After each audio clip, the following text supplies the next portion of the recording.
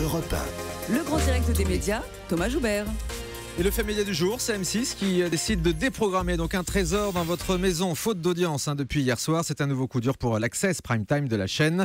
L'occasion de s'intéresser ce matin aux enjeux de cette case clé à la rentrée prochaine. Guillaume Janton, bonjour. Bonjour Thomas. Vous êtes notre expert média. Alors tout d'abord, pourquoi un trésor dans votre maison a-t-elle été déprogrammé et que propose M6 à la place depuis hier?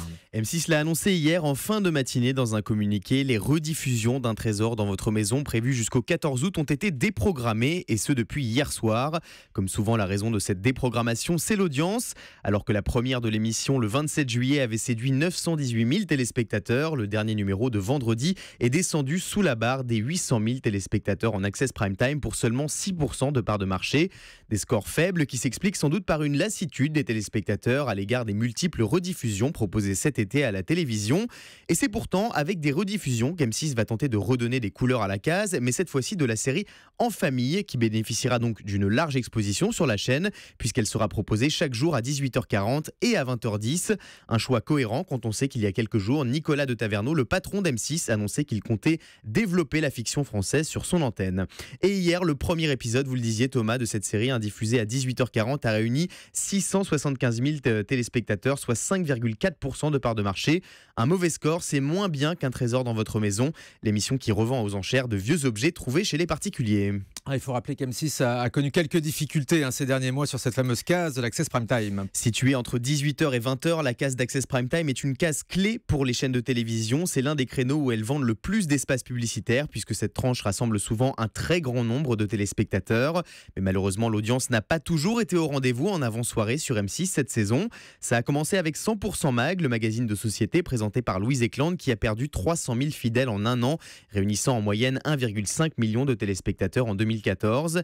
Les audiences n'étant pas suffisantes, l'émission a été remplacée en urgence par Christina Cordula et ses reines du shopping qui ont réalisé de bons scores, avant de laisser la place à Objectif Top Chef qui a également réalisé des audiences correctes, puis à un nouveau format, Tous les couples sont permis, une création française de la société Terminal 9 Studio qui sera restée moins de 2 semaines à l'antenne, là encore à cause de scores insuffisants.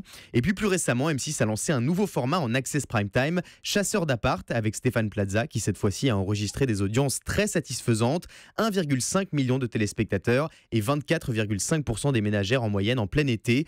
L'émission a d'ailleurs été re-signée pour une saison 2.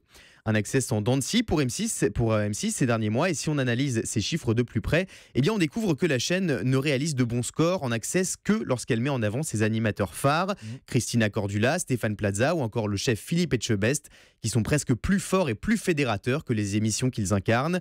C'est sans doute sur eux qu'M6 devrait miser à la rentrée pour renforcer cette case stratégique, avec notamment la saison 2 d'Objectif Top Chef, actuellement en pleine préparation. Et justement, à la rentrée, M6 va devoir faire face à une concurrence très rude en Access. La fin de ce mois d'août va marquer le début d'une guerre sans merci que vont se livrer les chaînes en Access Prime Time. Et la nouveauté de cette saison, c'est qu'il y a énormément d'inconnus dans les grilles de rentrée.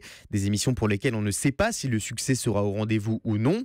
Si TF1, France 2 et France 3 devraient garder leur programmation habituelle, Canal+ lancera sa nouvelle formule du Grand Journal, incarnée par Maïtena Biraben, une émission plus culturelle et moins politique.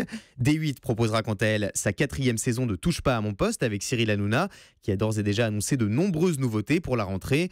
Reste à savoir s'il va se stabiliser autour des 1 300 000 téléspectateurs, s'il va continuer son ascension fulgurante, ou si au contraire le public va se lasser de l'ambiance très particulière de l'émission. L'enjeu est également de taille pour Énergie 12 qui va miser sur 2 nouveaux visages en access, Karima Charny pour un magazine People quotidien à 18h et Benjamin Castaldi qui présentera l'Académie des Neufs à 19h. Une vraie prise de risque pour la chaîne qui se cantonnait habituellement à la télé-réalité dans son access. Et justement, la concurrence sera également rude pour les programmes de télé-réalité, alors que W9 proposera une nouvelle saison des Ch'tis et Énergie 12 un dérivé des Anges de la télé-réalité. Secret Story va pour la première fois être diffusé à la fin du mois d'août sur NT1, qui jusqu'ici ne s'était pas vraiment positionné en access. Vous l'avez compris, quasiment toutes les chaînes sont armées pour faire face à la concurrence entre 18h et 20h à la rentrée. Alors qui seront les survivants de cette guerre de l'access? La réponse dès le 24 août prochain. Sans oublier la nouvelle saison de C'est à vous, également sur France 5, donc dès le 24 août, un petit peu plus tard pour Canal+, qui a décidé de décaler sa rentrée compte tenu des remous du mois de juin et du mois de juillet. Donc la rentrée de Canal+ aura lieu a priori début septembre. Merci beaucoup Guillaume Janton.